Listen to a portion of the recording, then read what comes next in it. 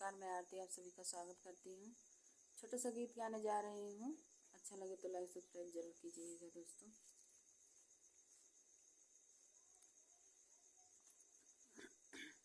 राती बह पुरुवैया सुना हो सखी, राती बह पुरुवैया सुना हो सखी, राती बह पुरुवैया सुना हो सखी, राती बह पुरुवैया सुना हो सखी, राती बह पुरुवैया सुना हो सखी, राती बह पुरुवैया सुना हो सखी। दिन भर लड़े मोरी सासु नदिया, दिन भर लड़े मोरी सासु नदिया, राती सैयारी सी अइले सुना हो सखी, राती सैयारी सी अइले सुना हो सखी, राती सैयारी सी अइले सुना हो सखी। जैसे तैसे सजन को मनायो, जैसे तैसे सजन को मनायो, बोलन लागे चिरैया सुना हो सखी, बोलन लागे चिरैया सुना हो सखी,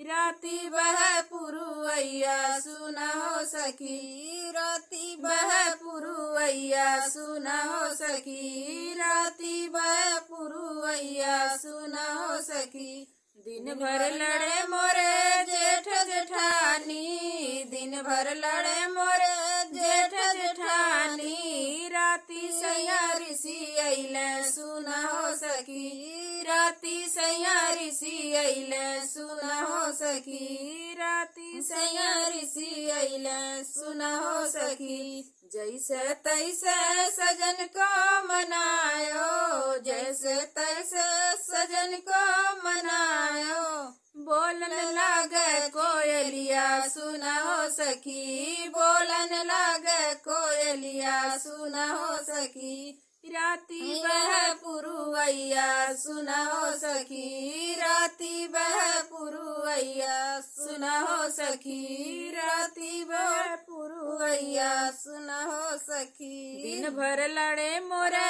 देवर देवरानी, दिन भर लड़े मोरा देवर देवरानी, राती सैयारी सी अइले सुना हो सखी, राती सैयारी सी अइले सुना हो सखी। जैसे तैसे सजन को मनायो, जैसे तैसे सजन को मनायो, होई गईले भी नैया सुना हो सखी, होई गईले भी नैया सुना हो सखी, राती बह पुरुवैया सुना हो सखी, राती बह पुरुवैया सुना हो सखी, राती बह पुरुवैया सुना हो सखी।